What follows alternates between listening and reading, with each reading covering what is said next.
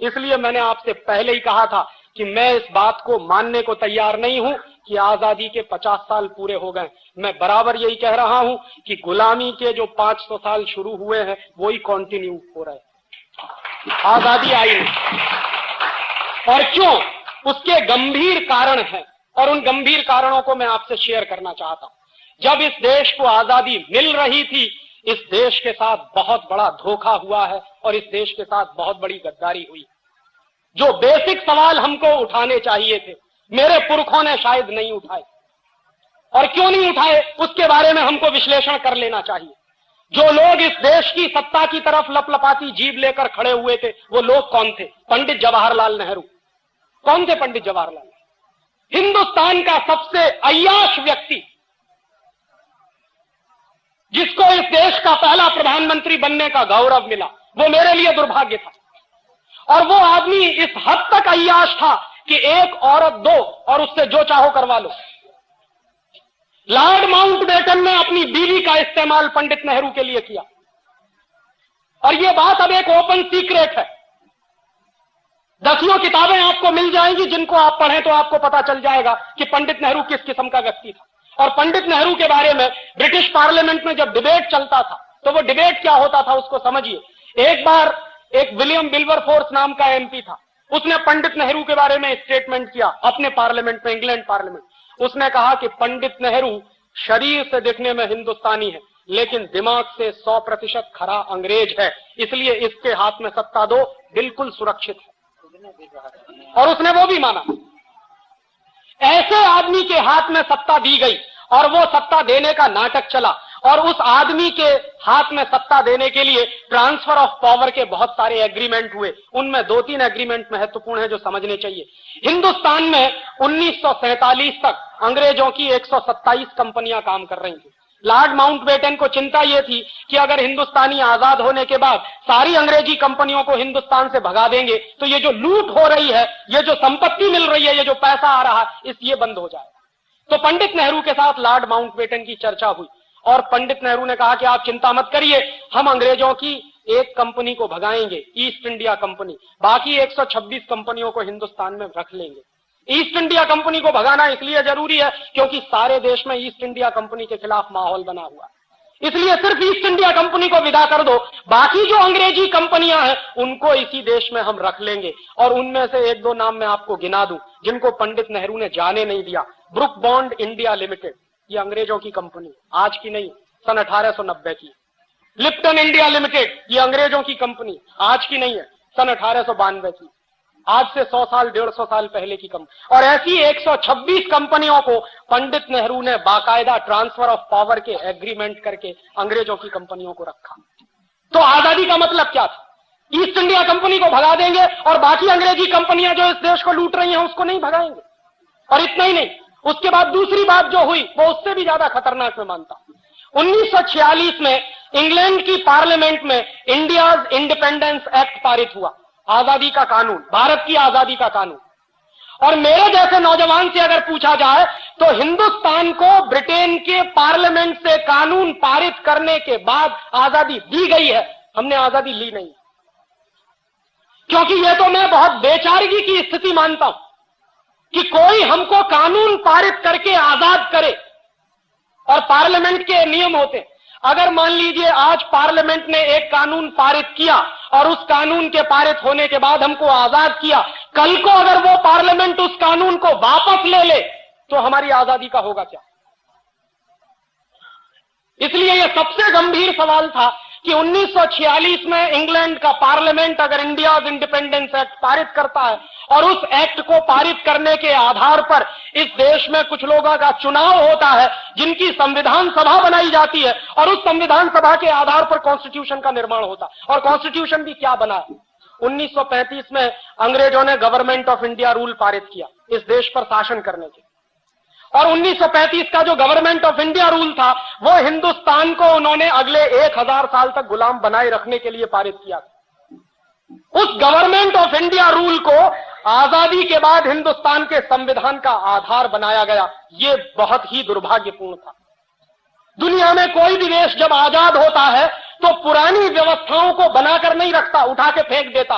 France भी अंग्रेजों का गुलाम रहा और फ्रांस ने 1790 में जब वहां क्रांति हुई और फ्रांस की आजादी आई तो फ्रांस ने अंग्रेजों का बनाया हुआ संविधान, फ्रांसीसी लोगों ने अंग्रेजों के बनाए हुए कानून सब उठा के फेंक दिए, तब फ्रांस आजाद हुआ। अमेरिका भी गुलाम रहा है यूरोप के लोगों का, और जब अमेरिका में आजादी आई, अमेरिका अपने सिविल वॉर से बाहर निकला और अमेरिका जब आजाद हुआ तो अमेरिका की आजादी के बाद भी वहां के लोगों ने अंग्रेजों के बनाए हुई जितनी व्यवस्था और कानून थे सब उठा के फेंके। तो मैंने मेरे देश के पुरखों से ये पूछने का सवाल है मेरा, और ये मेरा हक बनता है कि जिस 1935 के गवर्नमेंट ऑफ इंडिया रूल को अंग्रेजों ने इस देश पर शासन करने के लिए बनाया था, उसको हिंदुस्तान के लोगों ने फेंका क्यों नहीं उठा के, क्यों उसको हिंदुस्तान के संविधान का आधार बनाया? और जो संविधान अंग्रेजों के बनाए हुए कानून के आधार पर खड़ा हुआ है, वो संविधान इस देश का भला कर नहीं सकता, उस बात से मैं कन्विंस हूं। और आप देख लीजिए, 1935 का गवर्नमेंट ऑफ इंडिया रूल मैंने निकलवाया और 1935 के गवर्नमेंट ऑफ इंडिया रूल को एक बाजू में रखा और हिंदुस्तान के संविधान को दूसरे बाजू में रखा। फर्स्ट एक्ट के 95 जो आर्टिकल्स हैं, अनुच्छेद हैं, उनकी भाषा जैसी की तैसी है, कॉमा फुल स्टॉप भी नहीं बदला गया उसमें। माने जो कुछ अंग्रेजों ने तय कर दिया था उसी को आजाद हिंदुस्तान के अय्याश प्रधानमंत्री ने हिंदुस्तान का संविधान मान लिया। ये आजादी कैसी आजादी? और उससे भी ज्यादा तीसरा गंभीर सवाल मैं ये उठाता हूं कि जिन कानूनों को अंग्रेजों ने हिंदुस्तान को लूटने के लिए बनाया था, वो कानून आज भी क्यों चलते हैं? 1860 में इंडियन पुलिस एक्ट बनाया और 1860 का जो इंडियन पुलिस एक्ट बनाया अंग्रेजों ने, वो जानते हैं क्यों बनाया? क्योंकि 1857 में बगावत हो गई थी, सारे देश में विद्रोह हो गया था। अंग्रेजों को डर लगने लगा था कि अगर 1857 जैसी बगावत अगर फिर से रिपीट हो गई तो हिंदुस्तान को छोड़कर जाना पड़ेगा। तो उस बगावत को दबाने के लिए अंग्रेजों ने पुलिस की स्थापना की और उस पुलिस को विशेष अधिकार दिए। उनमें से एक महत्वपूर्ण अधिकार था कि पुलिस वाले को डंडा पकड़ा दिया हाथ में, वो आज भी लेके घूमता। और वो जो डंडा पकड़ा दिया पुलिस वाले को हाथ में, उसके साथ कुछ अधिकार दे दिए। क्या अधिकार दे दिए? कि कहीं भी किसी भी जगह पर 5 से ज्यादा लोग इकट्ठे हैं तो उसको लाठी चार्ज करने का अधिकार है, बिना चेतावनी दिए लाठी चार्ज करने का अधिकार। अंग्रेजों ने 1860 में ये इंडियन पुलिस एक्ट बनाया अपनी सरकार को बचाने के लिए, ताकि इस देश में बगावत ना हो और इस देश के लोगों की पिटाई करने के लिए, क्योंकि वो अंग्रेजों के खिलाफ बगावत करना चाहते हैं। वो 1860 का बनाया हुआ इंडियन पुलिस एक्ट आज 1997 में भी चलता है। इसलिए मैं कहता हूं कि आजादी आई नहीं। और उसी साल में अंग्रेजों ने इंडियन सिविल सर्विस एक्ट बनाया। ये जो कलेक्टर होते हैं ना, ये जो जिला अधिकारी होते हैं, ये इंडियन सिविल सर्विस एक्ट अंग्रेजों ने हिंदुस्तान के गांव-गांव के लोगों से रेवेन्यू कलेक्शन करने के लिए, गांव-गांव के लोगों पर अत्याचार करके लगान वसूलने के लिए कलेक्टर की पोस्ट बनाई थी। वो कलेक्टर की पोस्ट आज 1997 में भी जारी है। 1860 का इंडियन सिविल सर्विस एक्ट आज भी चलता है। 1858 में उन्होंने इंडियन एजुकेशन एक्ट बनाया और इंडियन एजुकेशन एक्ट बनाने के पीछे लॉर्ड मैकाले की बहुत स्पष्ट योजना थी। लॉर्ड मैकाले ये कहा करता था कि इस देश को अगर हमेशा हमेशा के लिए गुलाम बनाकर रखना चाहते हो तो हिंदुस्तान की स्वदेशी शिक्षा पद्धति को खत्म करो, उसकी जगह पर अंग्रेजी वाली शिक्षा पद्धति लाओ। तो इस देश में शरीर से हिंदुस्तानी लेकिन दिमाग से अंग्रेज पैदा होंगे, और जो दिमाग से अंग्रेज पैदा होंगे वो इस देश की यूनिवर्सिटीज से निकलेंगे और वही लोग शासन करेंगे तो हमारे हित में करेंगे। ये 1858 में 1858 में अंग्रेजी सरकार ने लागू किया ये एक्ट, और उसी एक्ट के लागू होने के बाद कलकत्ता यूनिवर्सिटी बना, बॉम्बे यूनिवर्सिटी बना, मद्रास यूनिवर्सिटी बना। वो कानून 1858 में जो बनाया था वो आज भी चलता है और ये तीनों यूनिवर्सिटीज गुलामी के प्रतीक इस देश में खड़े हुए। 1894 में अंग्रेजी सरकार ने लैंड एक्विजिशन एक्ट बनाया, जमीन को हड़पने का कानून। और जमीन को हड़पने के कानून में हिंदुस्तान में डलहौजी नाम का एक कुख्यात अंग्रेज ऑफिसर था, वो मशहूर था। जहां जाता था, जिस राज्य में जाता था, उसी राज्य की जमीन हड़प लेता था। झांसी की स्टेट उसी ने हड़पी थी जिसके खिलाफ झांसी की रानी लक्ष्मीबाई की लड़ाई हुई थी। और झांसी की रानी लक्ष्मीबाई ने अंग्रेजों के खिलाफ जो लड़ाई लड़ी अपने स्टेट को बचाने के लिए, उस झांसी की रानी लक्ष्मीबाई को मरवाने का काम जानते हैं किन लोगों ने किया? ये खानदिया सिंधिया खानदान। और ये सिंधिया खानदान वही है जिसके सपूत माधवराव सिंधिया आज भी हीरे की अंगूठी लेके हिंदुस्तान के मंत्री बनकर बैठते हैं। ये वही लोग हैं जिन्होंने झांसी की रानी की हत्या करवाई थी अंग्रेजों के साथ साजिश कर। वो लोग आज भी इस देश को रूल करते हैं। वो गंदा खून जिसने अंग्रेजों की मदद से इस देश को बर्बाद करने में कसर नहीं छोड़ी, वही खून आज भी इस देश में मंत्री बनकर बैठता। उनकी अम्मा एक पार्टी में है और वो दूसरी पार्टी में, और उनका बस चले तो बेटा बेटियों को तीसरी पार्टी में भर्ती कर दे, क्योंकि जिंदगी भर अय्याशी का जो नशा चढ़ गया है वो उतरता नहीं है। राजे महाराजे अब एक दूसरे किस्म के पैदा हो गए। पहले पुराने जमाने के राजे महाराजे और होते थे, अब ये नए राजे महाराजे पैदा हो गए। तो अंग्रेजों द्वारा बनाए गए वो सारे कानून जो इस देश में चलते हैं, अंग्रेजों का बनाया हुआ संविधान का आधार जो इस देश में चलता है, और सबसे बड़ी बात 1946 का इंडिया इंडिपेंडेंस एक्ट जिसके आधार पर हमको आजादी मिली। इसलिए मैं कहता हूं कि इस देश में आजादी आई नहीं, बहुत बड़ा झूठ और बहुत बड़ा फरेब आपके साथ हुआ। और एक आखिरी बात इस आजादी के बारे में और कह दूं, जब लॉर्ड माउंटबेटन इस देश को आजाद करने की बात कर रहा था तो इस देश के बहुत सारे ज्योतिषी थे, पुराने दस्तावेज मैंने बहुत इकट्ठे किए, और उनको जब मैं देख रहा था तो 1945 से इस देश में बहुत सारे ज्योतिषियों ने भविष्यवाणी करना शुरू किया, और सारे ज्योतिषियों ने भविष्यवाणी करना शुरू किया, और सारे ज्योतिषी इस बात पर सहमत थे कि 15 अगस्त 1947 की रात को आजादी ना ली जाए, वो दिन अच्छा नहीं है। उनके अपने कुछ कैलकुलेशंस होंगे, ज्योतिष का शास्त्र है, ज्योतिष का विज्ञान है इस देश में, और बहुत विकसित विज्ञान है, मैं मानता हूं उसको। और इस देश के उस जमाने के सारे बड़े ज्योतिष शास्त्री कह रहे थे कि 15 अगस्त 1947 की रात को आजादी मत लीजिए। पंडित नेहरू से मना किया था, सरदार पटेल से मना किया था, लेकिन ये सत्ता के मोह में इतने अंधे थे कि जो कुछ अंग्रेज कह रहे हैं वो ही मानो। और उस जमाने में एक फ्रांसीसी लेखक था, उसका नाम था डोमिनिक लापियरे। उसने लॉर्ड माउंटबेटन से एक इंटरव्यू लिया। डोमिनिक लापियरे ने कई किताबें लिखी, उसमें एक किताब है फ्रीडम एट मिडनाइट, और ऐसी ही उसकी एक दूसरी किताब है the division of India and Lord Mountbatten. उस दूसरी किताब में उसने लॉर्ड माउंटबेटन से जो इंटरव्यू लिया है वो छापा, और वो मैंने जब पढ़ा तो मेरा खून खौल गया। डोमिनिक लापियरे ने सवाल किया लॉर्ड माउंटबेटन से कि आप हिंदुस्तान को 15 अगस्त 1947 की रात के 12 बजे आजाद क्यों करना चाहते हो? ये काम तो दिन में करने के, आजादी लेने और देने के काम तो दिन में होते हैं, रात के 12 बजे तो दुनिया में सबसे ज्यादा कुकर्म होते हैं, आप ये क्यों करना चाहते हो? तो लॉर्ड माउंटबेटन का जवाब जानते हैं क्या था?